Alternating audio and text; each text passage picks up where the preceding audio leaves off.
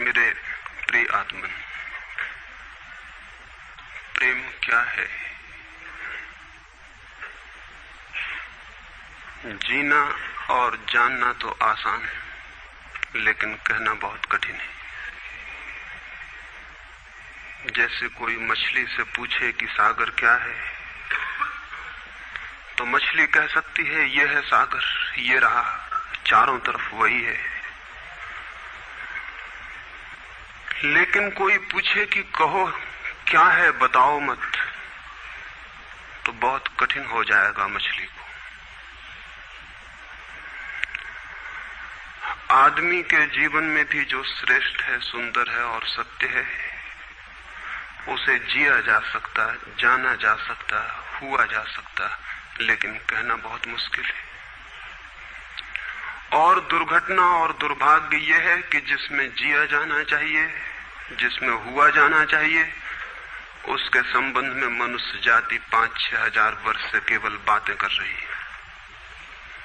प्रेम की बात चल रही है, प्रेम के गीत गाए जा रहे हैं, प्रेम के भजन गाए जा रहे हैं, और प्रेम का मनुष्य के जीवन में कोई स्थान नहीं है। अगर आदमी के भीतर खोजने जाएं तो प्रेम से ज्यादा असत्य शब्द दूसरा नहीं मिलेगा। और जिन लोगों ने प्रेम को असत्य सिद्ध कर दिया है और जिन्होंने प्रेम की समस्त धाराओं को अवरुद्ध कर दिया है, और बड़ा दुर्भाग्य यह है कि लोग समझते हैं वे ही प्रेम के जन्मदाता भी हैं।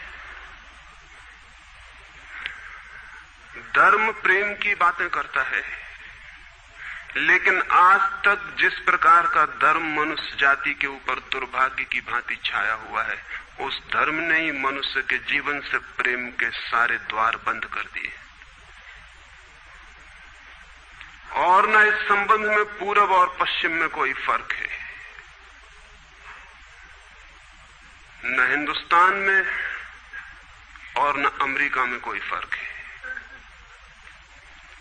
मनुष्य के जीवन में प्रेम की धारा प्रकट ही नहीं हो पाई,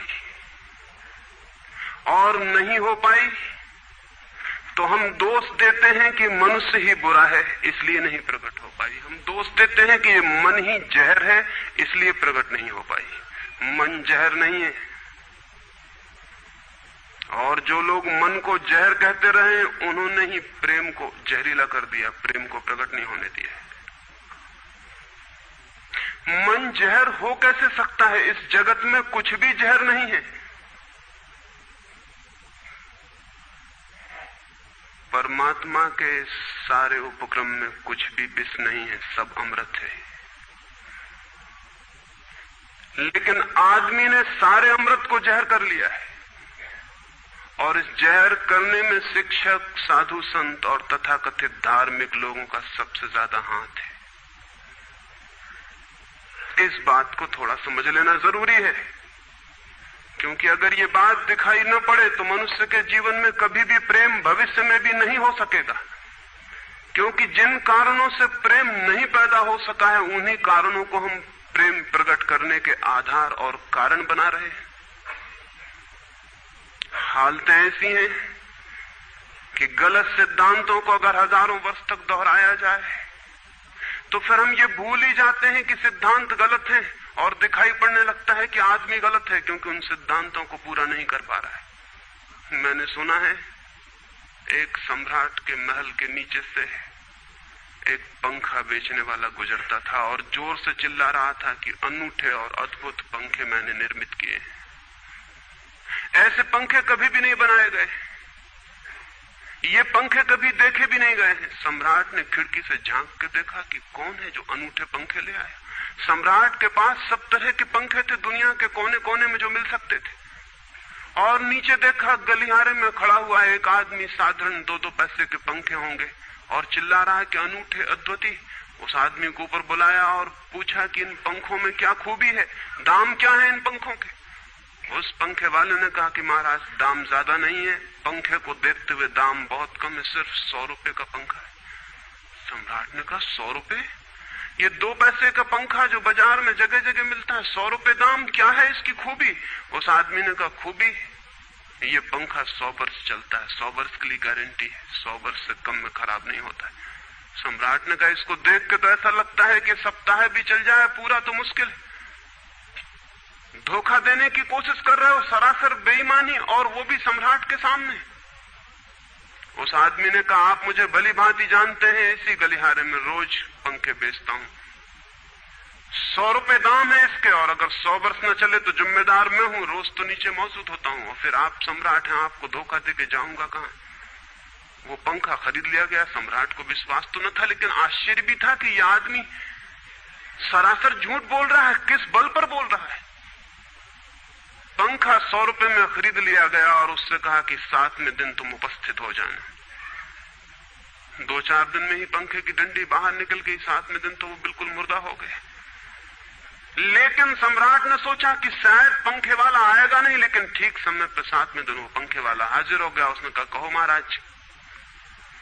उन्होंने कहा कहना नहीं है, ये पंखा पड़ा हुआ है टूटा हुआ, ये 7 दिन में ये गति हो गई, तुम कहते 100 वर्ष चलेगा। पागल हो या धोखेबाज क्या हो। उस आदमी ने कहा कि मालूम होता है आपको पंखा जलना नहीं आता है, पंखा तो 100 वर्ष चलता ही, पंखा तो गारंटीड है, आप पंखा जलते कैसे थे। सम्राट ने कहा और भी सुनो, अब मुझे ये भी सीखना पड़ेगा कि पंखा कैसे किया जाता है। उस आदमी ने कहा कृपा करके बताइए कि इस पंखे की गति 7 दिन में ऐसी कैसे बना दी आपने, किस भांति पंखा किया। सम्राट ने पंखा उठा के करके दिखाया कि इस भांति मैंने पंखा किया। उस आदमी ने कहा समझ गया, भूल, इस तरह पंखा नहीं किया जाता। सम्राट ने कहा और क्या रास्ता है पंखा जलने का। उस आदमी ने कहा पंखा पकड़िए सामने और सिर को हिलाइए। पंखा 100 वर्ष चलेगा, आप समाप्त हो जाएंगे लेकिन पंखा बचेगा। पंखा गलत नहीं है, आपके जलने का ढंग गलत है। यह आदमी पैदा हुआ है 5-6 हजार या 10 हजार वर्ष की संस्कृति का, यह आदमी फल है, लेकिन संस्कृति गलत नहीं है, यह आदमी गलत है।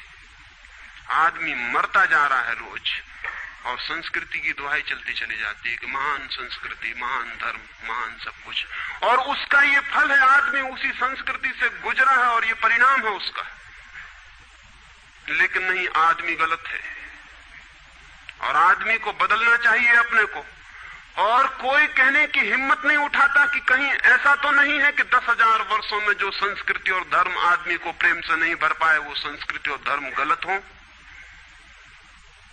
और अगर 10,000 वर्षों में आदमी प्रेम से नहीं भर पाया, तो आगे कोई संभावना है इसी धर्म और इसी संस्कृति के आधार पर कि आदमी कभी प्रेम से भर जाए।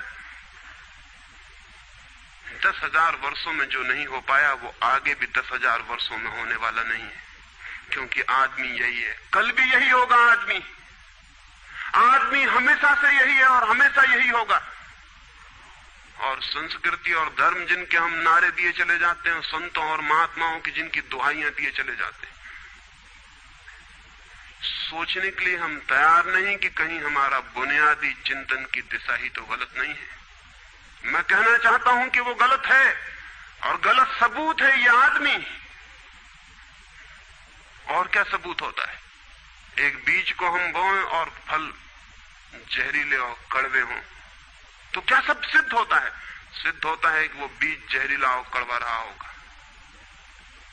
हालांकि बीज में पता लगाना मुश्किल है कि उससे जो फल पैदा होंगे वो कड़वे पैदा होंगे। बीज में कुछ खोजबीन नहीं की जा सकती।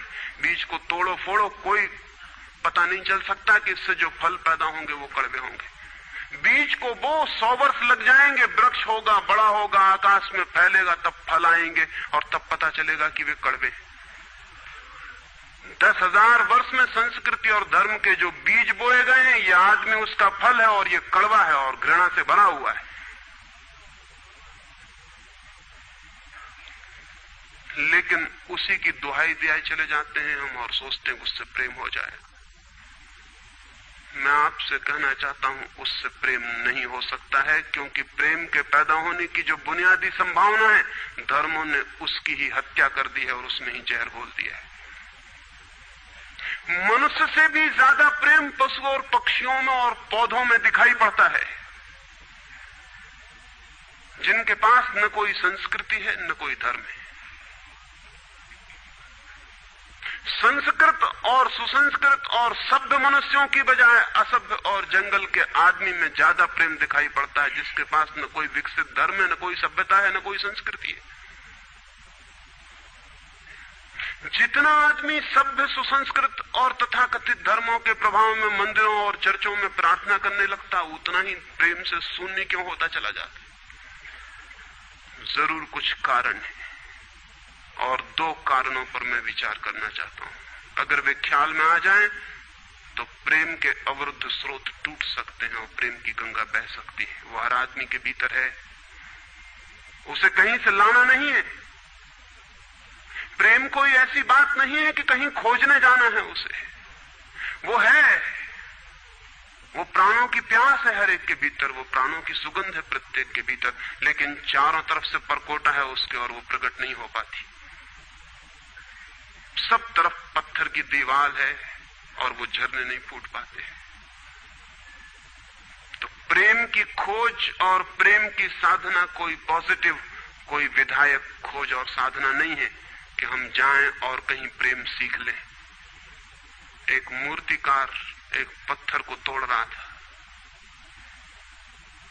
कोई देखने गया था कि मूर्ति कैसे बनाई जाती है। उसने देखा कि मूर्ति तो बिल्कुल नहीं बनाई जा रही, सिर्फ छेनी और हथौड़े से पत्थर तोड़ा जा रहा है। तो उस आदमी ने पूछा कि आप क्या कर रहे हैं, मूर्ति नहीं बनाएंगे? मैं तो मूर्ति का बनना देखने आया हूं, आप तो सिर्फ पत्थर तोड़ रहे हैं। उस मूर्तिकार ने कहा कि मूर्ति तो पत्थर के भीतर छिपी है, उसे बनाने की जरूरत नहीं है, सिर्फ उसके ऊपर जो व्यर्थ पत्थर जुड़ा है उसे अलग कर देने की जरूरत है और मूर्ति प्रकट हो जाएगी। मूर्ति बनाई नहीं जाती, मूर्ति सिर्फ आविष्कृत होती है, डिस्कवर होती है, अनावृत होती है, उघाड़ी जाती है। मनुष्य के भीतर प्रेम छिपा है, सिर्फ उघाड़ने की बात है, उसे पैदा करने का सवाल नहीं है, अनावृत करने की बात है। कुछ है जो हमने ऊपर से ओढ़ा हुआ है, जो उसे प्रकट नहीं होने देता। एक चिकित्सक से जाके आप पूछें कि स्वास्थ्य क्या है,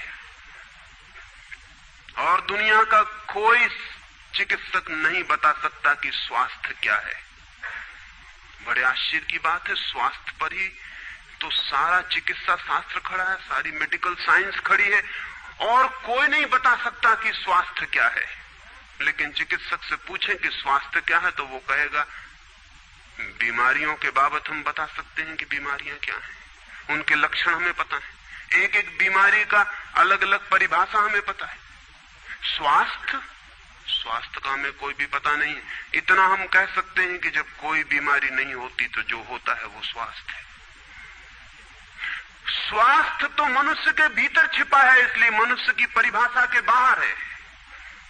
बीमारी बाहर से आती है, इसलिए बाहर से परिभाषा की जा सकती है। स्वास्थ्य भीतर से आता है, उसकी कोई परिभाषा नहीं की जा सकती। इतना ही हम कह सकते हैं कि बीमारियों का अभाव स्वास्थ्य है। लेकिन ये स्वास्थ्य की कहां परिभाषा हुई? स्वास्थ्य के संबंध में तो हमने कुछ भी ना कहा कि बीमारियां नहीं है, तो बीमारियों के संबंध में कहा। सच ये है कि स्वास्थ्य पैदा नहीं करना होता, या तो छिप जाता है बीमारियों में, या बीमारियां हट जाती हैं तो प्रकट हो जाता है। स्वास्थ्य हम में है, स्वास्थ्य हमारा स्वभाव है। प्रेम हम में है, प्रेम हमारा स्वभाव है। इसलिए ये बात गलत है कि मनुष्य को समझाया जाए कि तुम प्रेम पैदा करो।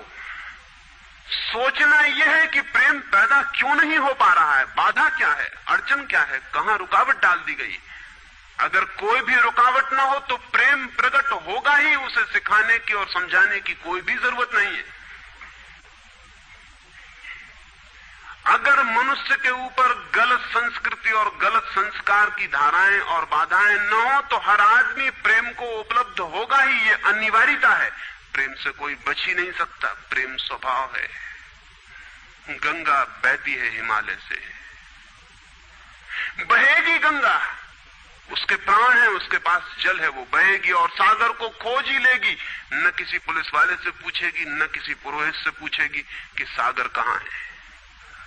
देखा किसी गंगा को चौरस्ते पर खड़े होकर पूछते कि सागर कहां है?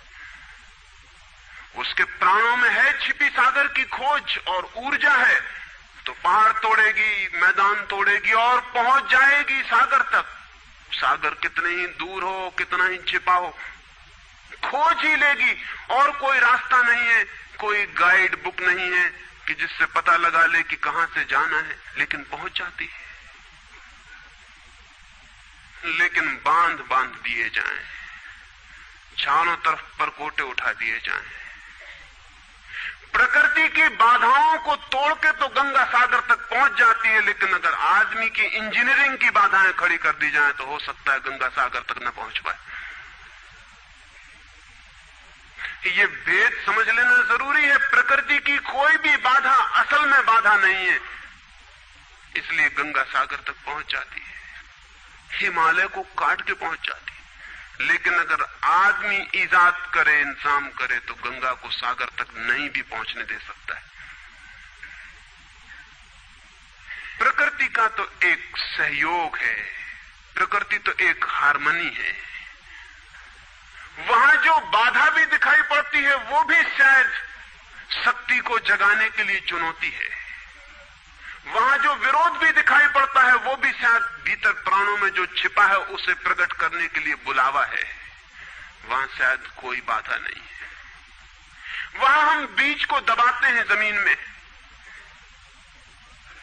दिखाई पड़ता है कि जमीन की एक परत बीज के ऊपर पड़ी है, बाधा दे रही, लेकिन वो बाधा नहीं दे रही। अगर वो परत ना होगी तो बीज अंकुरित भी नहीं हो पाएगा। ऐसे दिखाई पड़ता है कि एक परत जमीन की बीज को नीचे दबा रही है, लेकिन वो परत दबा इसलिए रही है ताकि बीज दबे, गले और टूट जाए और अंकुर बन जाए। ऊपर से दिखाई पड़ता है वो जमीन बाधा दे रही, लेकिन वो जमीन मित्र है और सहयोग कर रही बीज को प्रकट करने में। प्रकृति तो एक हार्मनी है, एक संगीतपूर्ण लयबद्धता है, लेकिन आदमी ने जो जो निसर्ग के ऊपर इंजीनियरिंग की है, जो जो उसने अपने यांत्रिक धारणाओं को ठोकने की और बिठाने की कोशिश की है, उससे गंगाएं रुक गई हैं, जगह जगह अवरुद्ध हो गई हैं। और फिर आदमी को दोष दिया जाता है। किसी बीज को दोष देने की जरूरत नहीं है। अगर वो पौधा न बन पाए तो हम कहेंगे कि जमीन नहीं मिली होगी, ठीक, पानी नहीं मिला होगा, ठीक, सूरज की रोशनी नहीं मिली होगी, ठीक, लेकिन आदमी के जीवन में खिल न पाए फूल प्रेम का तो हम कहते हैं तुम हो जिम्मेवार।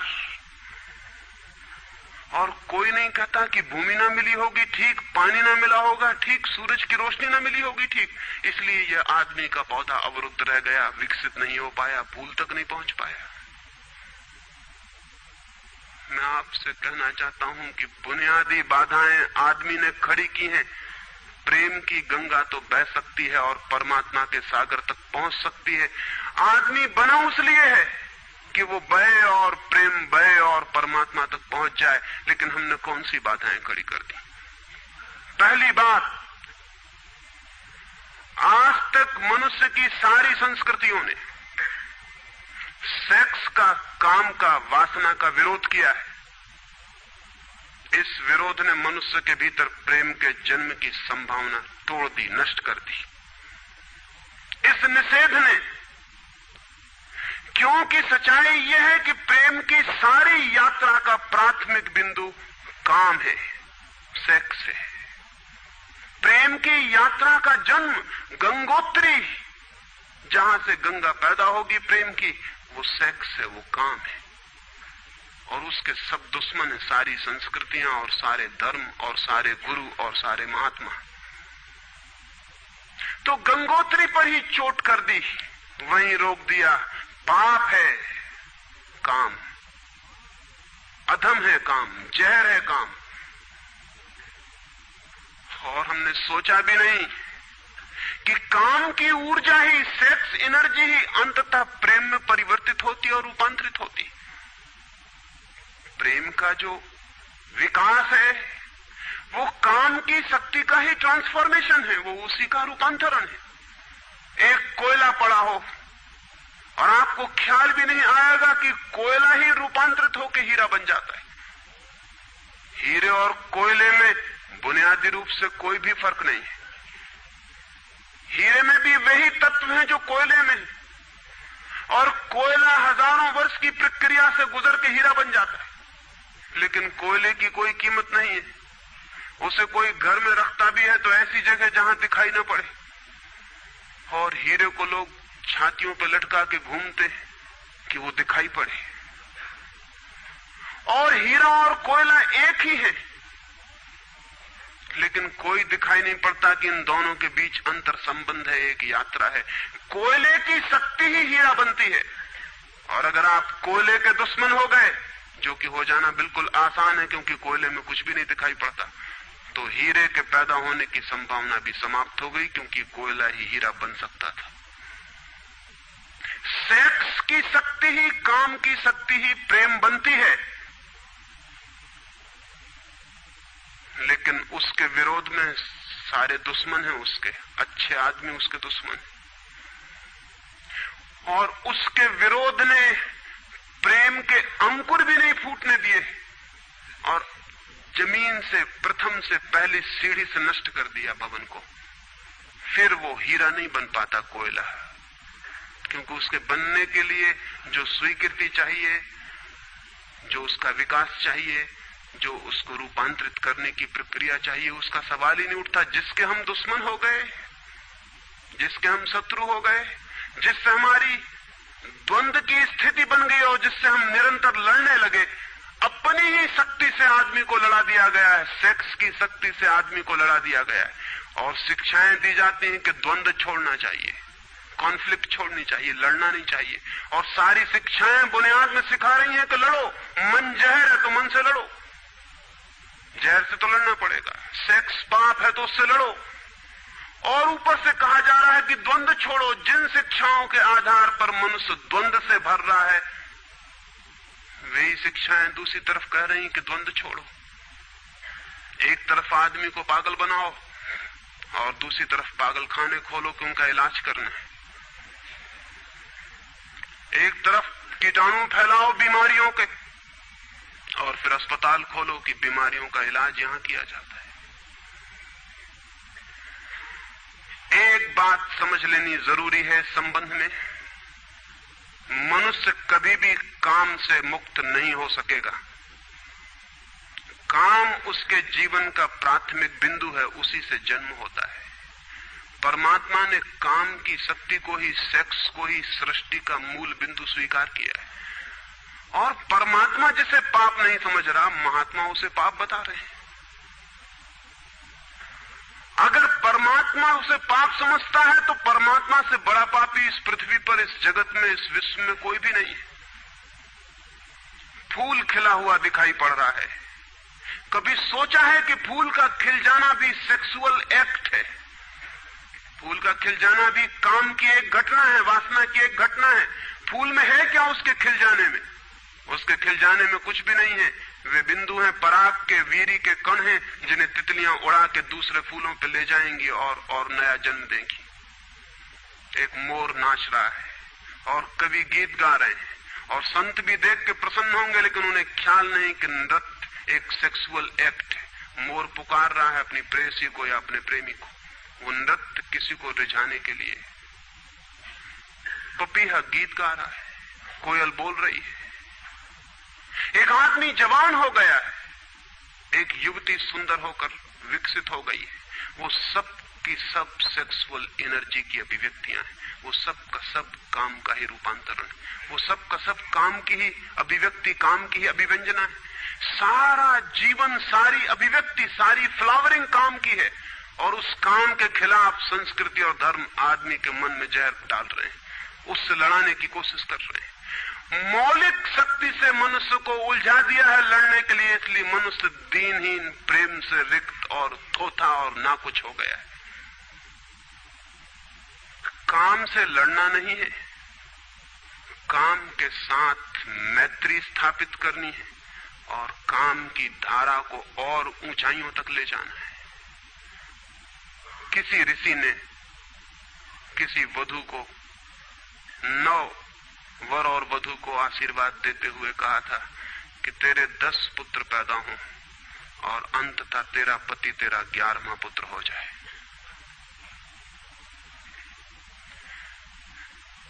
वासना रूपांतरित हो तो पत्नी मां बन सकती है, वासना रूपांतरित हो तो काम प्रेम बन सकता है, लेकिन काम ही प्रेम बनता है। काम की ऊर्जा ही प्रेम की ऊर्जा में विकसित होती है, फलित होती है। लेकिन हमने मनुष्य को भर दिया है काम के विरोध में। इसका परिणाम यह हुआ कि प्रेम तो पैदा नहीं हो सका, क्योंकि वो तो आगे का विकास था, काम की स्वीकृति से आता। प्रेम तो विकसित नहीं हुआ और काम के विरोध में खड़े होने के कारण मनुष्य का चित्त ज्यादा से ज्यादा कामुक और सेक्सुअल होता चला गया। हमारे सारे गीत, हमारी सारी कविताएं, हमारे चित्र, हमारी पेंटिंग्स, हमारे मंदिर, हमारी मूर्तियां सब घूम फिर के सेक्स के आसपास केंद्रित हो गई। हमारा मन ही सेक्स के आसपास केंद्रित हो गया। इस जगत में कोई भी पशु मनुष्य की भांति सेक्सुअल नहीं है। मनुष्य 24 घंटे सेक्सुअल हो गया। उठते बैठते सोते जागते सेक्स ही सब कुछ हो गया। उसके प्राण में एक घाव हो गया, विरोध के कारण, दुश्मनी के कारण, शत्रुता के कारण। जो जीवन का मूल था उससे मुक्त तो हुआ नहीं जा सकता था, लेकिन उससे लड़ने की चेष्टा में सारा जीवन रुग्ण जरूर हो सकता था, वो रुग्ण हो गया है। और ये जो मनुष्य जाति इतनी ज्यादा कामुक दिखाई पड़ रही है, इसके पीछे तथाकथित धर्मों और संस्कृति का बुनियादी हाथ है। इसके पीछे बुरे लोगों का नहीं, सज्जनों और संतों का हाथ है। और जब तक मनुष्य जाति सज्जनों और संतों के इस अनाचार से मुक्त नहीं होती, तब तक प्रेम के विकास की कोई संभावना नहीं। मुझे एक घटना याद आती है। एक फकीर अपने घर से निकला था, किसी मित्र के पास मिलने जा रहा है। निकला है कि घोड़े पर उसका चढ़ा हुआ एक बचपन का दोस्त घर आके सामने खड़ा हो गया है।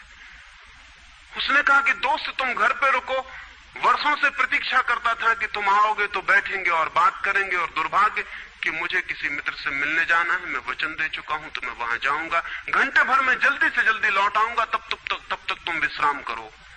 उसके मित्र ने कहा कि मुझे तो चैन नहीं है, अच्छा होगा कि मैं तुम्हारे साथ ही चला चलूं। लेकिन उसने कहा कि मेरे कपड़े सब गंदे हो गए धूल से रास्ते की, अगर तुम्हारे पास कुछ अच्छा कपड़ा हो तो मुझे दे दो, तो मैं डाल लूं और साथ हो जाऊं। निश्चित था उस फकीर के पास किसी सम्राट ने उसे एक बहुमूल्य कोट, एक पगड़ी और धोती भेंट की थी। उसने संभाल के रखी थी, कभी जरूरत पड़ेगी तो पहनूंगा। वो जरूरत नहीं आई थी, निकाल के ले आया। खुशी में मित्र ने जब पहन ली तब उसे थोड़ी ईर्ष्या पैदा हुई। मित्र ने पहन के तो मित्र सम्राट मालूम होने लगा। बहुमूल्य कोट था, पगड़ी थी, धोती थी, शानदार जूते थे, और उसके सामने वो फकीर बिल्कुल ही नौकर चाकर दीनहीन दिखाई पड़ने लगा। उसने सोचा है तो बड़ा मुश्किल हुआ है, तो बड़ा गलत हुआ। जिनके घर में ले जाऊंगा ध्यान इस पर जाएगा, मुझ पर किसी का भी ध्यान जाएगा नहीं। अपने ही कपड़े, और आज अपने ही कपड़ों के कारण मैं दीनहीन हो जाऊंगा। लेकिन बार बार मन को समझाया कि मैं फकीर हूं, आत्मा परमात्मा की बात करने वाला, क्या रखा है कोट में पगड़ी में, छोड़ो, पहने रहने तो कितना फर्क पड़ता है। लेकिन जितना समझाने की कोशिश की कि कोट पगड़ी में क्या रखा है, कोट पगड़ी ही उसके मन में घूमने लगी। मित्र दूसरी बात करने लगा, लेकिन वो भीतर तो, ऊपर तो कुछ और दूसरी बातें कर रहा है, लेकिन वहां उसका मन नहीं है, भीतर उसे बस कोट और पगड़ी। रास्ते पर जो भी आदमी देखता है उसको कोई भी नहीं देखता, मित्र की तरफ सबकी आंखें जाती हैं। वो बड़ा मुश्किल में पड़ गया कि तो आज अपनी भूल कर ली, अपने हाथ से भूल कर ली। जिनके घर जाना था वहां पहुंचा, जाके परिचय दिया कि मेरे मित्र हैं, जमाल बचपन के दोस्त हैं, बहुत प्यारे आदमी हैं। और फिर अचानक अनजाने मुंह से निकल गया कि रह गए कपड़े सो कपड़े मेरे हैं। क्योंकि मित्र भी जिनके घर गए थे वो भी उसके कपड़ों को देख रहे थे, और भीतर उसके चल रहा था कोट पगड़ी, मेरी कोट पगड़ी, और उन्हीं की वजह से मैं परेशान हो रहा हूं। निकल गया मुंह से कि रह गए कपड़े मेरे। मित्र भी हैरान हुआ, घर के लोग भी हैरान हुए कि क्या पागलपन की बात है। ख्याल उसको भी आया बोल जाने के बाद, तब पछताया कि तो भूल हो गई। पछताया तो और दबाया अपने मन को, बाहर निकल के क्षमा मांगने लगा कि क्षमा कर दो, बड़ी गलती हो गई। मित्र ने कहा मैं तो हैरान हुआ कि तुमसे निकल कैसे गया। उसने कहा कि कुछ नहीं, सिर्फ जबान की चूक हो गई। हालांकि जबान की चूक कभी भी नहीं होती है, भीतर कुछ चलता होता है तो कभी कभी बेमौके जबान से निकल जाता है, चूक कभी नहीं होती। माफ कर दो, भूल हो गई। कैसे ये ख्याल आ गया कुछ समझ में नहीं आता, हालांकि पूरी तरह समझ में आ रहा था कि ख्याल कैसे आया है। दूसरे मित्र के घर गए। अब वो तय करता रहा रास्ते में कि अब चाहे कुछ भी हो जाए, ये नहीं कहना है कि कपड़े मेरे हैं, पक्का कर लेना है अपने मन को। घर के द्वार पर उसने जाके बिल्कुल दृढ़ संकल्प कर लिया कि ये बात नहीं उठानी कि कपड़े मेरे हैं। लेकिन उस पागल को पता नहीं कि जितना वो दृढ़ संकल्प कर रहा है इस बात का, वो दृढ़ संकल्प बता रहा है इस बात को कि उतने ही जोर से उसके भीतर ये भावना घर कर रही कि कपड़े मेरे। आखिर दृढ़ संकल्प किया क्यों जाता है? एक आदमी कहता है कि मैं ब्रह्मचर्य का दृढ़ व्रत लेता हूं, उसका मतलब है उसके भीतर कामुकता दृढ़ता से धक्के मार रही, नहीं तो और कारण क्या है? एक आदमी कहता है कि मैं कसम खाता हूं कि आज से कम खाना खाऊंगा, उसका मतलब यह है कि कसम खानी पड़ रही, ज्यादा खाने का मन है उसका। और तब अनिवार्य रूप में द्वंद्व पैदा होता है। जिससे हम लड़ना चाहते हैं वही हमारी कमजोरी है, और तब द्वंद्व पैदा हो जाना स्वाभाविक है। वो लड़ता हुआ दरवाजे के भीतर गया, संभल संभल के बोला कि मेरे मित्र हैं, लेकिन जब वो बोल रहा है तब उसको कोई नहीं देख रहा, उसके मित्र कोई उस घर के लोग देख रहे हैं। तब फिर उसे ख्याल आया कि मेरा कोट, मेरी पगड़ी। उसने कहा कि दृढ़ता से कसम खाई, इसकी बात नहीं उठानी। मेरा क्या है कपड़ा लत्ता? कपड़े लत्ते किसी के होते हैं, ये तो सब संसार है, ये तो सब माया है। लेकिन ये सब समझा रहा है, लेकिन असलियत तो बाहर से भीतर, भीतर से बाहर हो रही। समझाया कि मेरे मित्र हैं, बचपन के दोस्त हैं, बहुत प्यारे आदमी हैं, रह गए कपड़े, कपड़े उन्हीं के हैं, मेरे नहीं है। पर घर के लोगों को ख्याल आया कि कपड़े उन्हीं के हैं, मेरे नहीं है। आज तक ऐसा परिचय कभी देखा नहीं गया था। बाहर निकल के क्षमा मांगने लगा कि बड़ी भूल हुई जा रही, मैं क्या करूं क्या ना करूं, ये क्या हो गया है मुझे। आज तक मेरी जिंदगी में कपड़ों ने इस तरह से मुझे नहीं पकड़ा था, किसी को नहीं पकड़ा। लेकिन अगर तरकीब उपयोग में करें तो कपड़े पकड़ ले सकते हैं। मित्र ने कहा मैं जाता नहीं तुम्हारे साथ, पर वो हाथ जोड़ने लगा कि नहीं ऐसा मत करो, जीवन भर के लिए दुख रह जाएगा कि मैंने क्या दुर्व्यवहार किया। अब मैं कसम खा के कहता हूं कि कपड़ों की बात ही नहीं उठानी। मैं बिल्कुल भगवान की कसम खाता हूं कि कपड़ों की बात नहीं उठानी।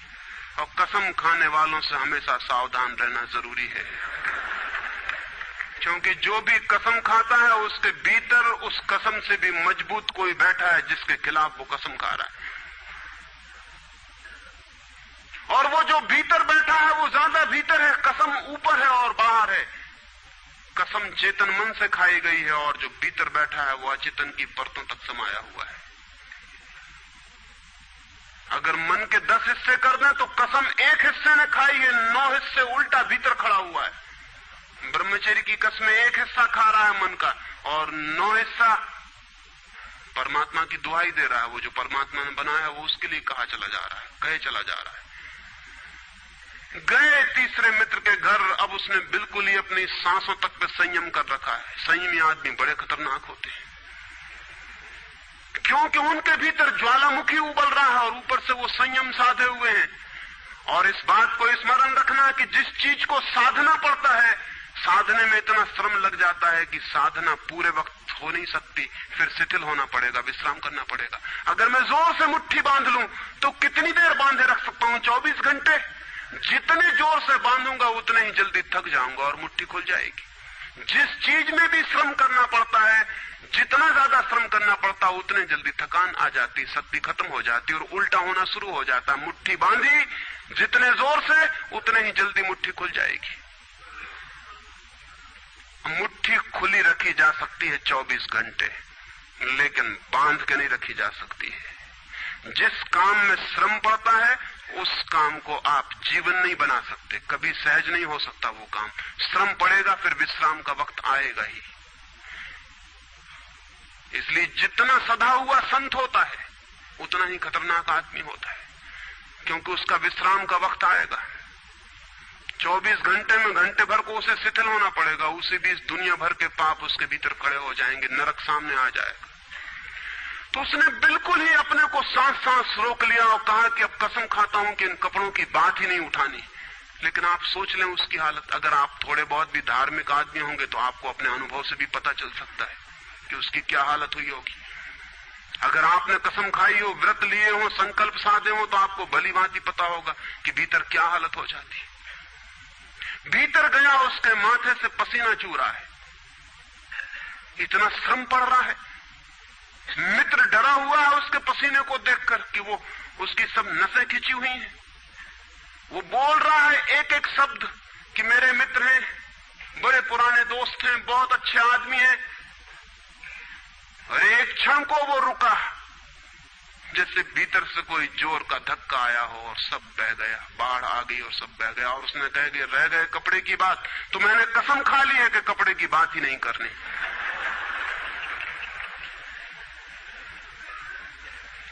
ये जो इस आदमी के साथ हुआ वो पूरी मनुष्य जाति के साथ सेक्स के संबंध में हो गया है। सेक्स को ऑब्सेशन बना दिया, सेक्स को रोग बना दिया, घाव बना दिया और सब विषाक्त कर दिया, सब विषाक्त कर दिया। छोटे छोटे बच्चों को समझाया जा रहा कि सेक्स पाप है, लड़कियों को समझाया जा रहा, लड़कों को समझाया जा रहा कि सेक्स पाप है। फिर ये लड़की जवान होगी, ये लड़का जवान होगा, इनकी शादियां होंगी और सेक्स की दुनिया शुरू होगी और इन दोनों के भीतर ये भाव है कि ये पाप है। और फिर कहा जाएगा स्त्री को कि पति को परमात्मा मान। जो पाप में ले जा रहा उसको परमात्मा कैसे माना जा सकता? ये कैसे संभव है कि जो पाप में घसीट रहा है वो परमात्मा हो? और उस लड़के को कहा जाएगा, उस युवक को कहा जाएगा कि तेरी पत्नी है, तेरी साथनी है, तेरी संगी है। लेकिन जो नरक में ले जा रही, शास्त्रों में लिखा कि स्त्री नरक का द्वार है। ये नरक का द्वार, संगी और साथनी, ये मेरा आधा अंग, ये नरक की तरफ जाता हुआ आधा अंग मेरा, ये इसके साथ कौन सा सामंजस्य बन सकता है? सारे दुनिया का दाम्पत्य जीवन नष्ट किया है इस शिक्षा ने। और जब दंपति का जीवन नष्ट हो जाए तो प्रेम की कोई संभावना नहीं रही। क्योंकि जब पति और पत्नी प्रेम न कर सके एक दूसरे को, जो कि अत्यंत सहज और नैसर्गिक प्रेम है, तो फिर कौन और किसको प्रेम कर सकेगा? इस प्रेम को बढ़ाया जा सकता है कि पत्नी और पति का प्रेम इतना विकसित हो, इतना उदात्त हो, इतना ऊंचा बने कि धीरे धीरे बांध तोड़ दे और दूसरों तक फैल जाए। ये हो सकता है, लेकिन इसको समाप्त ही कर दिया जाए, तोड़ ही दिया जाए, विषाक्त कर दिया जाए तो फैलेगा क्या, बढ़ेगा क्या? रामानुज एक गांव में ठहरे थे और एक आदमी ने आके कहा कि मुझे परमात्मा को पाना है। तो उन्होंने कहा कि तूने कभी किसी को प्रेम किया है? उस आदमी ने कहा इस झंझट में मैं कभी पड़ा ही नहीं, प्रेम वगैरह की झंझट मैंने की, मुझे तो परमात्मा को खोजना है। रामानुज ने कहा तूने कभी झंझट ही नहीं की प्रेम की? उसने कहा मैं बिल्कुल सच कहता हूं आपसे। और बेचारा ठीक ही कह रहा था, क्योंकि धर्म की दुनिया में प्रेम एक डिस्क्वालिफिकेशन, एक अयोग्यता है। तो उसने सोचा कि अगर मैं कहूं किसी को प्रेम किया तो वो कहेंगे अभी प्रेम प्रेम छोड़, ये राग वाग छोड़, अभी इधर पहले इन सबको छोड़ के आ, तब इधर आना। तो उस बेचारे ने किया भी हो तो वो कहता गया कि मैंने नहीं किया, नहीं किया। ऐसा कौन आदमी होगा जिसने थोड़ा बहुत प्रेम नहीं किया हो? रामानुज ने तीसरी बार पूछा कि तू कुछ तो बता, थोड़ा बहुत भी, कभी भी किसी को? उसने कहा माफ करिए, आप क्यों बात वही बात पूछे चले जा रहे हैं? मैंने प्रेम की तरफ आंख उठा के नहीं देखा, मुझे तो परमात्मा को खोजना है। तो रामानुज ने कहा मुझे क्षमा कर, तू कहीं और खोज, क्योंकि मेरा अनुभव यह है कि अगर तूने किसी को प्रेम किया हो तो उस प्रेम को फिर इतना बड़ा जरूर किया जा सकता है कि वो परमात्मा तक पहुंच जाए। लेकिन अगर तूने प्रेम ही नहीं किया तो तेरे पास कुछ है ही नहीं जिसको बड़ा किया जा सके। बीज ही नहीं है तेरे पास जो वृक्ष बन सके। तो तू जा कहीं और पूछ। और जब पति और पत्नी में प्रेम न हो, जिस पत्नी ने अपने पति को प्रेम न किया हो और जिस पति ने अपनी पत्नी को प्रेम न किया हो, वे बेटों को, बच्चों को प्रेम कर सकते हैं तो आप गलती में। पत्नी उसी मात्रा में बेटे को प्रेम करेगी जिस मात्रा में उसने अपने पति को प्रेम किया है, क्योंकि ये बेटा पति का ही फल है, उसका ही प्रतिफलन है, उसका ही रिफ्लेक्शन है। ये इस बेटे के प्रति जो प्रेम होने वाला है वो उतना ही होगा जितना उसने पति को चाहा और प्रेम किया हो। ये पति की ही मूर्ति है जो फिर नई होकर वापस लौट आई है। अगर पति के प्रति प्रेम नहीं है तो बेटे के प्रति प्रेम सच्चा कभी भी नहीं हो सकता। और अगर बेटे को प्रेम नहीं किया गया, पालना पोसना और बड़ा कर देना प्रेम नहीं है, तो बेटा मां को कैसे प्रेम कर सकता है, बाप को कैसे प्रेम कर सकता है? वो जो यूनिट है जीवन का परिवार, वो विषाक्त हो गया है सेक्स को दूषित कहने से, कंडेम करने से, निंदित करने से, और परिवार ही फैलकर पूरा जगत है, पूरा विश्व है। और फिर हम कहते हैं कि प्रेम बिल्कुल दिखाई नहीं पड़ता। प्रेम कैसे दिखाई पड़ेगा? हालांकि हर आदमी कहता है कि मैं प्रेम करता हूं, मां कहती है, पत्नी कहती है, बाप कहता है, भाई कहता है, बहन कहती है, मित्र कहते हैं कि हम प्रेम करते हैं। सारी दुनिया में हर आदमी कहता है कि हम प्रेम करते हैं, और दुनिया में इकट्ठा देखो तो प्रेम कहीं दिखाई ही नहीं पड़ता। इतने लोग अगर प्रेम करते हैं तो दुनिया में तो प्रेम की वर्षा हो जानी चाहिए थी, प्रेम के फूल ही फूल खिल जाने चाहिए थे, प्रेम के दिए ही दिए जल जाते, घर घर प्रेम का दिया होता तो दुनिया में इकट्ठी इतनी रोशनी होती प्रेम की। लेकिन वहां तो घृणा की रोशनी दिखाई पड़ती है, क्रोध की रोशनी दिखाई पड़ती है, युद्धों की रोशनी दिखाई पड़ती, प्रेम का तो कोई पता नहीं चलता। झूठी है ये बात, और ये झूठ जब तक हम मानते चले जाएंगे तब तक सत्य की दिशा में खोज भी नहीं हो सकती। कोई किसी को प्रेम नहीं कर रहा है, और जब तक काम के निसर्ग को परिपूर्ण आत्मा से स्वीकृति नहीं मिलती तब तक कोई किसी को प्रेम कर भी नहीं सकता है। मैं आपसे कहना चाहता हूं कि काम दिव्य है, डिवाइन है। सेक्स की शक्ति परमात्मा की शक्ति है, ईश्वर की शक्ति है। इसीलिए तो उससे ऊर्जा पैदा होती है और नया जीवन विकसित होता है। वही तो सबसे रहस्यपूर्ण शक्ति है, वही तो सबसे ज्यादा मिस्टीरियस फोर्स है। उससे दुश्मनी छोड़ दें। अगर आप चाहते हैं कि कभी आपके जीवन में प्रेम की वर्षा हो जाए, उससे दुश्मनी छोड़ दें, उसे आनंद से स्वीकार करें, उसकी पवित्रता को स्वीकार करें, उसकी धन्यता को स्वीकार करें, और खोजें उसमें और गहरे, तो आप हैरान हो जाएंगे।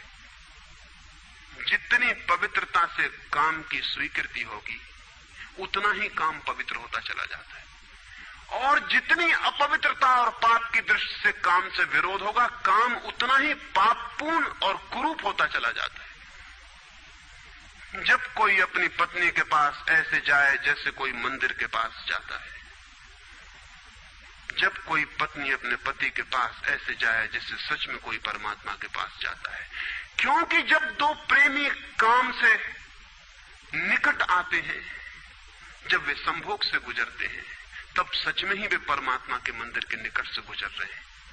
वहीं परमात्मा काम कर रहा है उनकी उस निकटता में, वहीं परमात्मा की सृजन शक्ति काम कर रही है।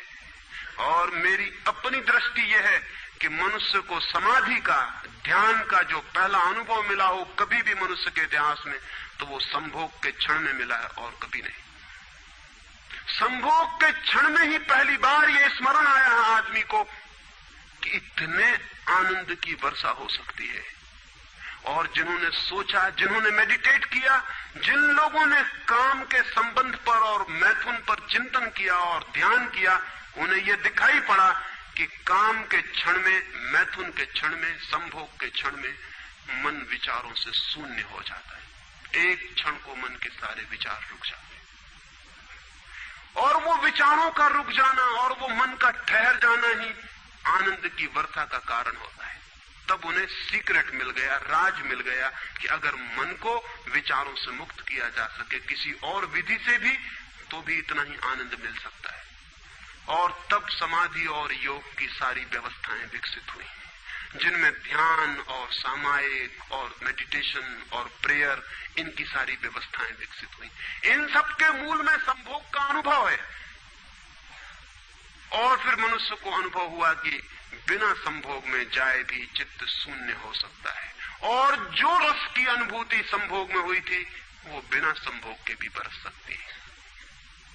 फिर संभोग क्षणिक हो सकता है, क्योंकि शक्ति और ऊर्जा का वो निकास और बहाव है, लेकिन ध्यान सतत हो सकता है। तो मैं आपसे कहना चाहता हूं कि एक युगल संभोग के क्षण में जिस आनंद को अनुभव करता है, एक योगी 24 घंटे उस आनंद को अनुभव करने लगता है। लेकिन इन दोनों आनंदों में बुनियादी विरोध नहीं है, और इसलिए जिन्होंने कहा कि विषयानंद और ब्रह्मानंद भाई भाई हैं, उन्होंने जरूर सत्य कहा है। वे सहोदर हैं, एक ही उदर से पैदा हुए हैं, एक ही अनुभव से विकसित हुए, उन्होंने निश्चित ही सत्य कहा है। तो पहला सूत्र आपसे कहना चाहता हूं, अगर चाहते हैं कि पता चले कि प्रेम तत्व क्या है, तो पहला सूत्र है काम की पवित्रता, दिव्यता, उसकी ईश्वरीय अनुभूति की स्वीकृति, उसको परम हृदय से, पूर्ण हृदय से अंगीकार। और आप हैरान हो जाएंगे, जितने परिपूर्ण हृदय से काम की स्वीकृति होगी, उतने ही आप काम से मुक्त होते चले जाएंगे। जितना अस्वीकार होता है, उतने ही हम बंधते हैं, जैसा वो फकीर कपड़ों से बंध गया।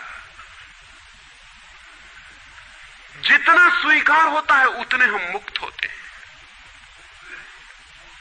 अगर परिपूर्ण स्वीकार है, टोटल एक्सेप्टेबिलिटी है जीवन का जो निसर्ग है उसकी, तो आप पाएंगे कि वो परिपूर्ण स्वीकृति को मैं आस्तिकता कहता हूं। वही आस्तिकता व्यक्ति को मुक्त करती है। नास्तिक में उनको कहता हूं जो जीवन के निसर्ग का अस्वीकार करते हैं, निषेध करते हैं। ये बुरा है, ये पाप है, ये विष है, ये छोड़ो, ये छोड़ो, ये छोड़ो। जो छोड़ने की बातें कर रहे हैं वे ही नास्तिक हैं। जीवन जैसा है उसे स्वीकार करो और जियो उसकी परिपूर्णता में। वही परिपूर्णता रोज रोज सीढ़ियां सीढ़ियां ऊपर उठाती जाती है। वही स्वीकृति मनुष्य को ऊपर ले जाती है। और एक दिन उसके दर्शन होते हैं जिसका काम में पता भी नहीं चलता था। काम अगर कोयला था तो एक दिन हीरा भी प्रकट होता है प्रेम का। तो पहला सूत्र यह है। दूसरा सूत्र आपसे कहना चाहता हूं, और वो दूसरा सूत्र भी संस्कृति ने और आज तक की सभ्यता ने और धर्मों ने हमारे भीतर मजबूत किया है। दूसरा सूत्र भी स्मरणीय है, क्योंकि पहला सूत्र तो काम की ऊर्जा को प्रेम बना देगा, और दूसरा सूत्र द्वार की तरह रोके हुए है उस ऊर्जा को बहने से, वो बह नहीं पाएगी। वो दूसरा सूत्र है मनुष्य का ये भाव कि मैं हूं, ईगो, उसका अहंकार कि मैं हूं। बुरे लोग तो कहते ही हैं कि मैं हूं, अच्छे लोग और जोर से कहते हैं कि मैं हूं, और मुझे स्वर्ग जाना है और मोक्ष जाना है और मुझे ये करना है और मुझे वो करना है। लेकिन वो मैं खड़ा हुआ है वहां भीतर। और जिस आदमी का मैं जितना मजबूत है, उतना ही उस आदमी की सामर्थ्य दूसरे से संयुक्त हो जाने की कम हो जाती। क्योंकि मैं एक दीवार है, एक घोषणा है कि मैं हूं। मैं की घोषणा कह देती है तुम हो, मैं हूं। दोनों के बीच फासला है। फिर मैं कितना ही प्रेम करूं और आपको अपनी छाती से लगा लूं, लेकिन फिर भी हम दो हैं। छातियां कितनी ही निकट आ जाएं, फिर भी बीच में फासला है। मैं हूं, तुम हो। इसलिए निकटतम अनुभव भी निकट नहीं ला पाते। शरीर पास बैठ जाते हैं, आदमी दूर दूर बने रह जाते हैं। जब तक भीतर मैं बैठा हुआ है, तब तक दूसरे का भाव नष्ट नहीं होता। शास्त्र ने कहीं एक अद्भुत वचन कहा है कि दी अदर इज हेल। वो जो दूसरा है वही नरक है। लेकिन शास्त्र ने ये नहीं कहा कि why the other is other. वो दूसरा क्यों है? वो दूसरा इसलिए है कि मैं हूं, और जब तक मैं हूं तब तक दुनिया में हर चीज दूसरी है, अन्य है, भिन्न है। और जब तक भिन्नता है तब तक प्रेम का अनुभव नहीं हो सकता। प्रेम है एकात्म का अनुभव। प्रेम है इस बात का अनुभव कि गिर गई दीवार और दो ऊर्जाएं मिल गई और संयुक्त हो गई। प्रेम है इस बात का अनुभव कि एक व्यक्ति और दूसरे व्यक्ति की सारी दीवारें गिर गई और प्राण संयुक्त हुए, मिले और एक हो गए। जब यही अनुभव एक व्यक्ति और समस्त के बीच फलित होता है तो उस अनुभव को मैं कहता हूं परमात्मा, और जब दो व्यक्तियों के बीच फलित होता है तो उसे मैं कहता हूं प्रेम। अगर मेरे और किसी दूसरे व्यक्ति के बीच ये अनुभव फलित हो जाए कि हमारी दीवारें गिर जाएं, हम किसी भीतर के तल पर एक हो जाएं, एक संगीत, एक धारा, एक प्राण, तो ये अनुभव है प्रेम। और अगर ऐसा ही अनुभव मेरे और समस्त के बीच घटित हो जाए कि मैं विलीन हो जाऊं और सब और मैं एक हो जाऊं, तो ये अनुभव है परमात्मा। इसलिए मैं कहता हूं प्रेम है सीढ़ी और परमात्मा है उस यात्रा की अंतिम मंजिल। ये कैसे संभव है कि दूसरा मिट जाए? जब तक मैं न मिटूं तब तक दूसरा कैसे मिट सकता है? वो दूसरा पैदा किया है मेरे मैं की प्रतिध्वनि ने। जितने जोर से मैं चिल्लाता हूं कि मैं, उतने ही जोर से वो दूसरा पैदा हो जाता है। वो दूसरी प्रतिध्वनि है, उस तरफ इको हो रही मेरे मैं की। और ये अहंकार, ये ईगो द्वार पर दीवार बन के खड़ी है। और मैं है क्या? कभी सोचा आपने कि ये मैं है क्या? आपका हाथ है मैं, आपका पैर है, आपका मस्तिष्क है, आपका हृदय है, क्या है आपका मैं? अगर आप एक क्षण भी शांत हो के भीतर खोजने जाएंगे कि कहां है मैं, कौन सी चीज है मैं, तो आप एकदम हैरान रह जाएंगे। भीतर कोई मैं खोजे से मिलने को नहीं। जितना गहरा खोजेंगे उतना ही पाएंगे भीतर एक सन्नाटा और शून्य है। वहां कोई आई नहीं, वहां कोई मैं नहीं, वहां कोई ईगो नहीं। एक भिक्षु नागसेन को एक सम्राट मिलिंद ने निमंत्रण दिया था कि तुम आओ दरबार में। तो जो राजदूत गया था निमंत्रण देने, उसने नागसेन को कहा कि भिक्षु नागसेन, आपको बुलाया है सम्राट मिलिंद ने, मैं निमंत्रण देने आया हूं। तो नागसेन कहने लगा मैं चलूंगा जरूर, लेकिन एक बात विनय कर दूं, पहले ही कह दूं कि भिक्षु नागसेन जैसा कोई है नहीं। ये केवल एक नाम है, काम चलाऊ नाम है। आप कहते हैं तो मैं चलूंगा जरूर, लेकिन ऐसा कोई आदमी कहीं है नहीं। राजदूत ने जाके सम्राट को कह दिया कि बड़ा अजीब आदमी है वो कहने लगा कि मैं चलूंगा जरूर, लेकिन ध्यान रहे कि भिक्षु नागसेन जैसा कहीं कोई है नहीं, ये केवल एक काम चलाऊ नाम है। सम्राट ने कहा अजीब सी बात है, जब वो कहता है मैं चलूंगा, आएगा वो आया भी रथ पर बैठकर। सम्राट ने द्वार पर स्वागत किया और कहा भिक्षु नागसेन हम स्वागत करते हैं आपका। वो हंसने लगा, उसने कहा कि स्वागत स्वीकार करता हूं, लेकिन स्मरण रहे भिक्षु नागसेन जैसा कोई है नहीं। सम्राट कहने लगा बड़ी पहेली की बातें करते हैं आप। अगर आप नहीं हैं तो कौन है? कौन आया है यहां? कौन स्वीकार कर रहा है स्वागत? कौन दे रहा है उत्तर? नागसेन मुड़ा और उसने कहा कि देखते हैं सम्राट मिलिंद, ये रथ खड़ा है जिस पर मैं आया। सम्राट ने कहा ये रथ है। तो भिक्षु नागसेन पूछने लगा घोड़ों को निकाल के अलग कर लिया जाए। घोड़े अलग कर लिए गए और उसने पूछा सम्राट से ये घोड़े रथ हैं? सम्राट ने कहा घोड़े कैसे रथ हो सकते हैं? घोड़े अलग कर दिए गए। सामने के डंडे जिनसे घोड़े बंधे थे खिंचवा लिए गए। उसने पूछा कि ये रथ हैं? सिर्फ दो डंडे कैसे रथ हो सकते हैं? डंडे अलग कर दिए गए। चाक निकलवा लिए और कहा ये रथ है? सम्राट ने कहा ये चाक है, ये रथ नहीं है।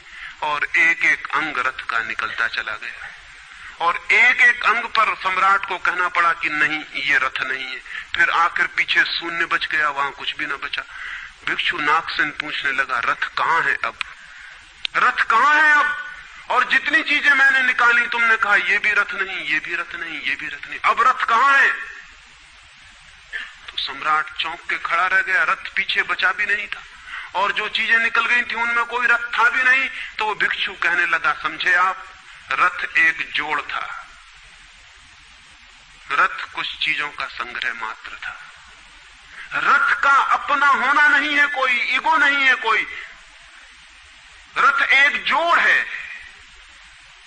आप खोजे कहां है आपका मैं, और आप पाएंगे कि अनंत शक्तियों के एक जोड़ है। मैं कहीं भी नहीं है। और एक एक अंग आप सोचते चले जाएं तो एक एक अंग समाप्त होता चला जाता है, फिर पीछे शून्य रह जाता है। उसी शून्य से प्रेम का जन्म होता है, क्योंकि वो शून्य आप नहीं है, वो शून्य परमात्मा है। एक गांव में एक आदमी ने मछलियों की एक दुकान खोली थी, बड़ी दुकान थी। उस गांव में पहली दुकान थी, तो उसने एक बहुत खूबसूरत तख्ती बनवाई और उस पर लिखाया फ्रेश फिश सोल्ड हियर, यहां ताजी मछलियां बेची जाती। पहले दिन दुकान खुली और एक आदमी आया और कहने लगा फ्रेश फिश सोल्ड हियर, ताजी मछलियां, कहीं बासी मछलियां भी बेची जाती हैं? ताजी लिखने की क्या जरूरत? दुकानदार ने सोचा कि बात तो ठीक है, इससे और व्यर्थ बासे का भी ख्याल पैदा होता है। उसने फ्रेश अलग कर दिया, ताजा अलग कर दिया। तख्ती रह गई फिश सोल्ड हियर, मछलियां बेची जाती हैं, मछलियां यहां बेची जाती। दूसरे दिन एक बूढ़ी औरत आई और उसने कहा कि मछलियां यहां बेची जाती हैं, सोल्ड हियर कहीं और कहीं भी बेचते हो? उस आदमी ने कहा ये हियर बिल्कुल फिजूल है। उसने तख्ती पर एक शब्द और अलग कर दिया, रह गया फिश सोल्ड। तीसरे दिन एक आदमी आया, वो कहने लगा फिश सोल्ड, मछलियां बेची जाती हैं, मुफ्त भी देते हो क्या? आदमी ने कहा ये सोल्ड भी बेकार, उस सोल्ड को भी अलग कर दिया। अब रह गई वहां तख्ती फिश। एक बुढ़ा आया और कहने लगा फिश, अंधे को भी मील भर दूर से बांस मिल जाती है, ये तख्ती काहे के लिए लटकाई हुई है? यहां फिश भी चली गई, खाली तख्ती रह गई वहां। और एक आदमी आया और उसने कहा ये तख्ती किस लिए लगाई है, इससे दुकान पे आड़ पड़ती। वो तख्ती भी चली गई, वहां कुछ भी नहीं रह गया।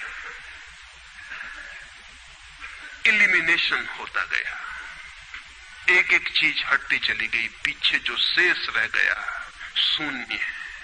उस शून्य से प्रेम का जन्म होता है, क्योंकि उस शून्य में दूसरे के शून्य से मिलने की क्षमता है। सिर्फ शून्य ही शून्य से मिल सकता है और कोई नहीं। दो शून्य मिल सकते हैं, दो व्यक्ति नहीं, दो इंडिविजुअल नहीं मिल सकते, दो वैक्यूम, दो एम्प्टीनेस मिल सकते हैं, क्योंकि बाधा आप कोई भी नहीं, शून्य की कोई दीवार नहीं होती और हर चीज की दीवार होती है।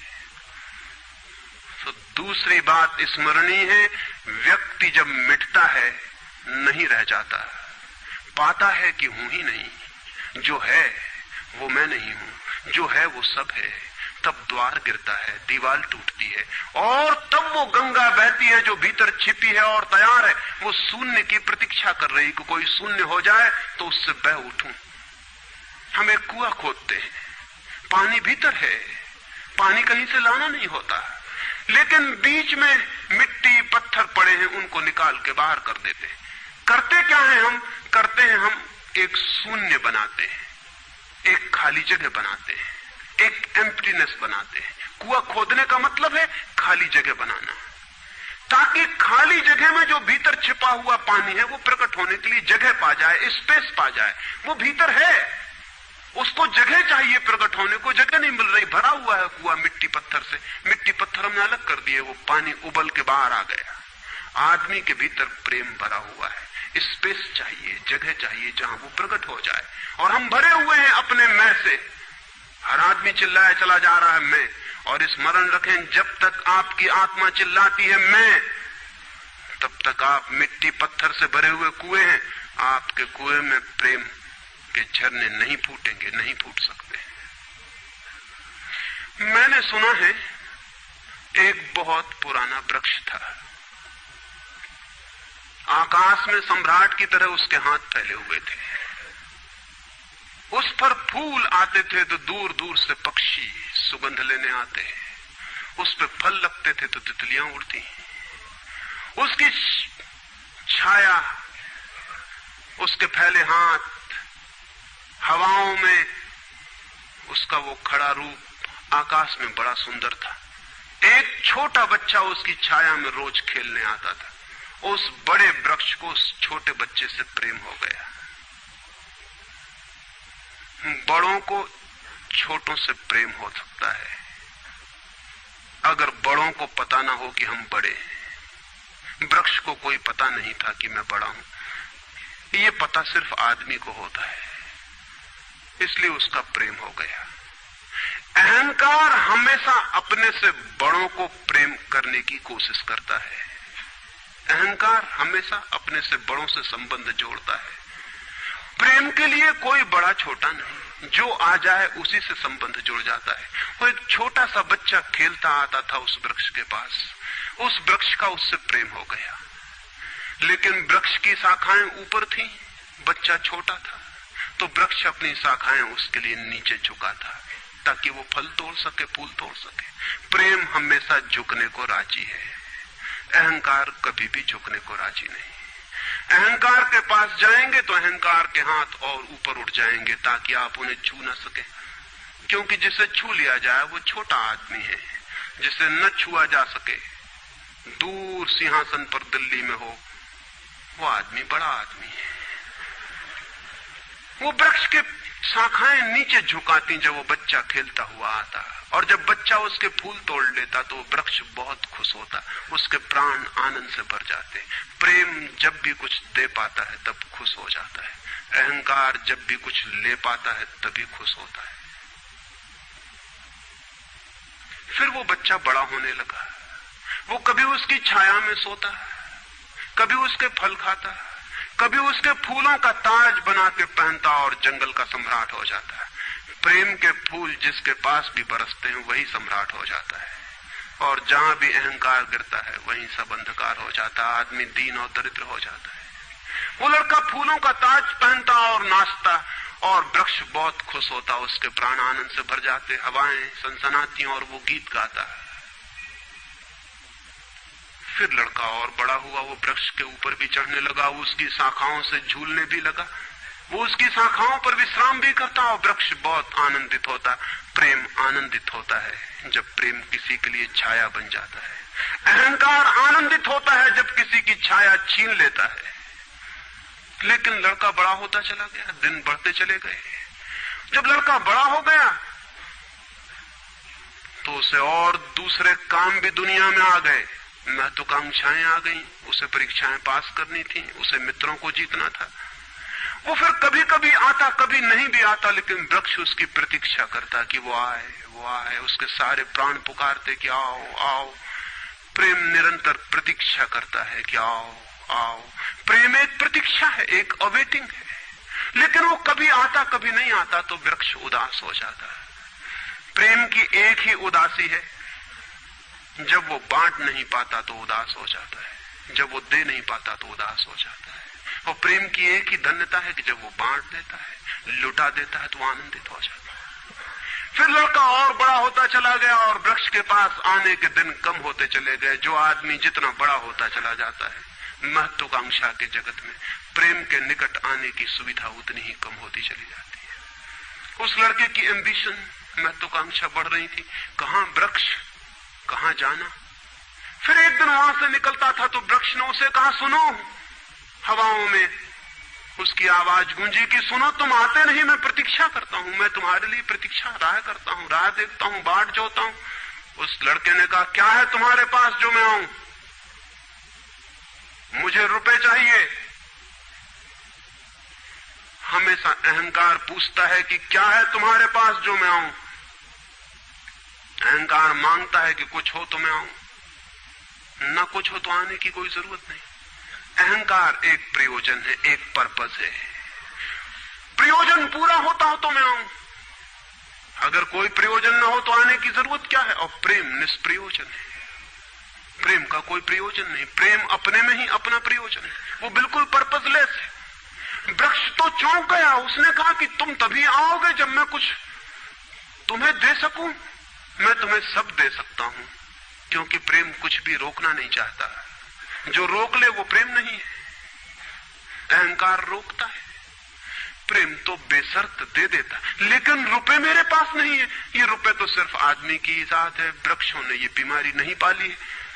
उस वृक्ष ने कहा, इसलिए तो हम इतने आनंदित होते हैं, इतने फूल खिलते हैं, इतने फल लगते हैं, इतनी बड़ी छाया होती है, हम इतना नाचते हैं आकाश में, हम इतने गीत गाते हैं, पक्षी हम पर आते हैं और संगीत का कलरव करते हैं, क्योंकि हमारे पास रुपए नहीं है।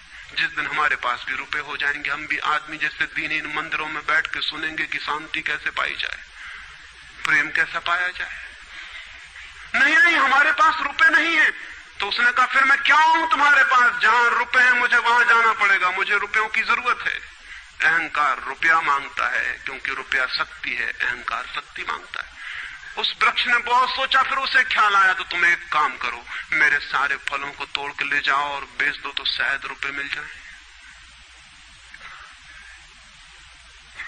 और उस लड़के को भी ख्याल आया, वो चढ़ा और उसने सारे फल तोड़ डाले, कच्चे भी गिरा डाले, शाखाएं भी टूटी, पत्ते भी टूटे, लेकिन वृक्ष बहुत खुश हुआ, बहुत आनंदित हुआ। टूट के भी प्रेम आनंदित होता है, अहंकार पाके भी आनंदित नहीं होता, पाके भी दुखी होता है। और वो लड़के ने तो धन्यवाद भी नहीं दिया पीछे लौटकर, लेकिन उस वृक्ष को पता भी नहीं चला, उसे तो धन्यवाद मिल गया इसी में कि उसने उसके प्रेम को स्वीकार किया और उसके फलों को ले गया और बाजार में बेचा। लेकिन फिर वो बहुत दिनों तक नहीं आया, उसके पास रुपए थे और रुपयों से रुपए पैदा करने की वो कोशिश में लग गया था, वो भूल गया। वर्ष बीत गए और वृक्ष उदास है और उसके प्राणों में रस बह रहा है कि वो आए उसका प्रेमी और उसके रस को ले जाए, जैसे किसी माँ के स्तन में दूध भरा हो और उसका बेटा खो गया हो और उसके सारे प्राण तड़प रहे हो कि उसका बेटा कहाँ है, जिसे वो खोजे, जो उसे हल्का कर दे, निर्भर कर दे। ऐसे वो वृक्ष के प्राण पीड़ित होने लगे कि वो आए आए आए, उसकी सारी आवाज यही गूंजने लगी कि आओ। बहुत दिनों बाद वो आया, वो लड़का तो प्रौढ़ हो गया था। वृक्ष ने उससे कहा कि आओ मेरे पास, मेरे आलिंगन में आओ। उसने कहा छोड़ो ये बकवास, ये बचपन की बातें हैं। अहंकार प्रेम को पागलपन समझता है, बचपन की बातें समझता है। उस वृक्ष ने कहा आओ मेरी डालियों से झूलो, नाचो। उसने कहा छोड़ो ये फिजूल की बातें, मुझे एक मकान बनाना है। मकान दे सकते हो तुम? वृक्ष ने कहा मकान? हम तो बिना मकान के ही रहते हैं, मकान में तो सिर्फ आदमी रहता है। दुनिया में और कोई मकान में नहीं रहता, सिर्फ आदमी रहता है। सो देखते हो आदमी की हालत, मकान में रहने वाले आदमी की हालत। उसके मकान जितने बड़े होते जाते हैं, आदमी उतना छोटा होता चला जाता है। हम तो बिना मकान के रहते हैं। लेकिन एक बात हो सकती है कि तुम मेरी शाखाओं को काट के ले जाओ तो शायद तुम मकान बना लो। और वो प्रौढ़ कुल्हाड़ी लेकर आ गया और उसने उस वृक्ष की शाखाएं काट डाली। वृक्ष एक ठूंठ रह गया नंगा, लेकिन वृक्ष बहुत आनंदित था।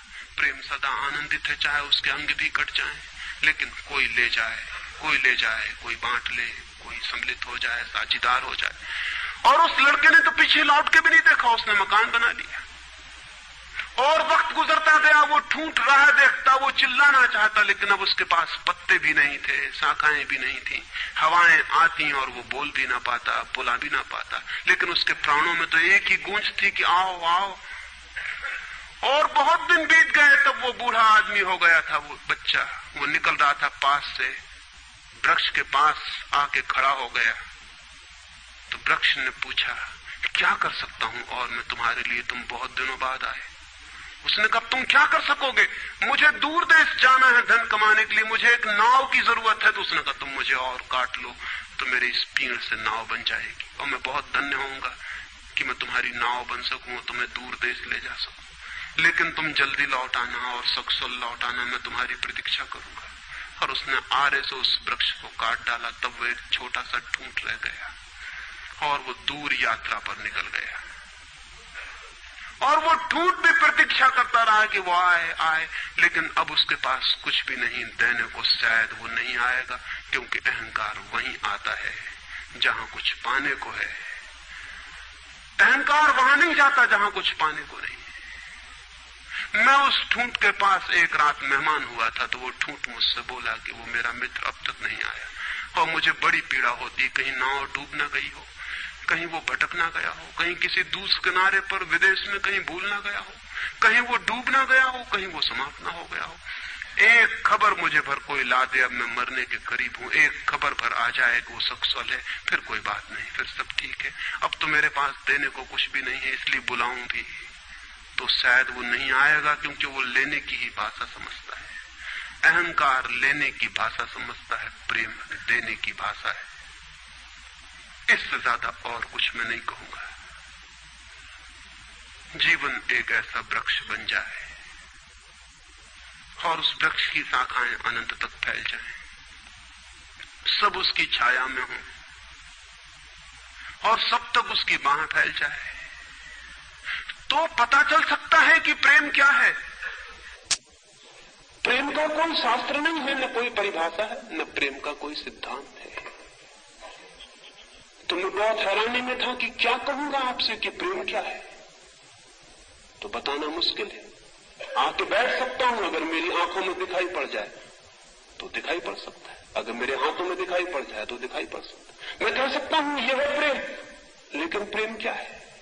अगर मेरी आंख में न दिखाई पड़े, मेरे हाथ में न दिखाई पड़े, तो शब्दों से बिल्कुल भी दिखाई नहीं पड़ सकता है कि प्रेम क्या है। मेरी बातों को इतने प्रेम और शांति से सुना, उससे बहुत बहुत अनुग्रहित हूं और अंत में सबके भीतर बैठे परमात्मा को प्रणाम करता हूं। मेरे प्रणाम स्वीकार।